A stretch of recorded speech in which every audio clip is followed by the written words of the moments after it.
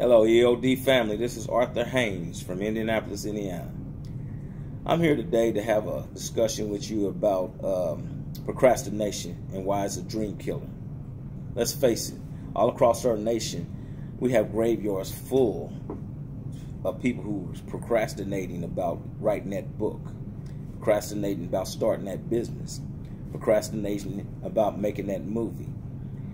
And there's so many people that's walking, I'm going to call them the walking dead, because they have so many things inside of them that they're procrastinating about, but it's not going to ever happen.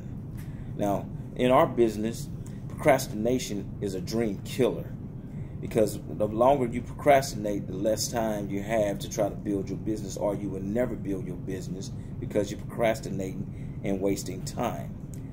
That brings me to a story that I read in a book about a dog laying on a porch that was just constantly complaining and whining and yelping.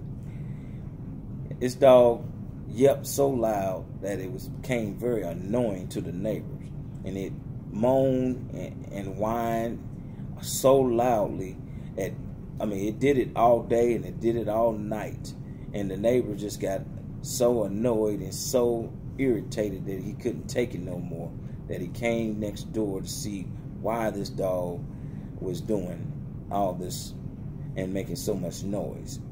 As this neighbor approached the dog, he did it very cautiously, because he didn't know if the dog would jump off the porch and bite him or not, but he went ahead and checked him out. And as he noticed that the dog was just laying there, yelling, yelping, and like us human, complaining, he decided to go ahead and try to help the dog, and he lifted the dog up. And then when I say help him, he was going to take and move him to the backyard so the noise wouldn't be as loud as it was, because this dog was so loud you can hear him for miles down the road. That's much like a lot of us that are procrastinating. You got miles down the road that you can do something, but you're procrastinating. You'll never get down that road. With that being said, what the man noticed when he lifted the dog up and the dog stopped all that yelling and yelping and whining and complaining, there was a nail sitting up in the wood. This dog just laid on this nail and laid on the nail and just yelped and whined and howled, and the man could not figure out, why would this dog just lay there? Well, let's look at it from this standpoint.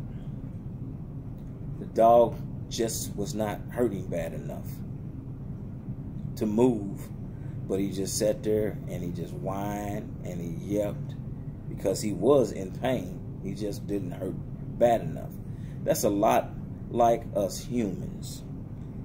A lot of us, or a lot of people, complain they don't have enough money, but yet they won't do anything about it. They complain they don't have enough time, but they won't take massive action to change their situation so they can have more time freedom. They complain about their housing, but they won't take massive action to be able to change their housing.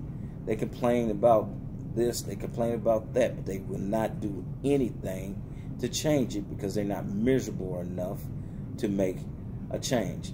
My father used to tell me this all the time.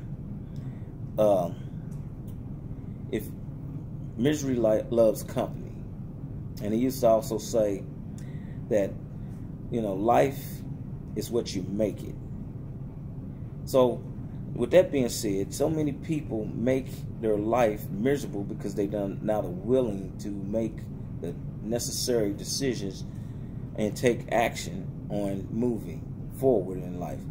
Some are just because they're afraid of success, some because they're afraid of failure, but most is because they're lazy.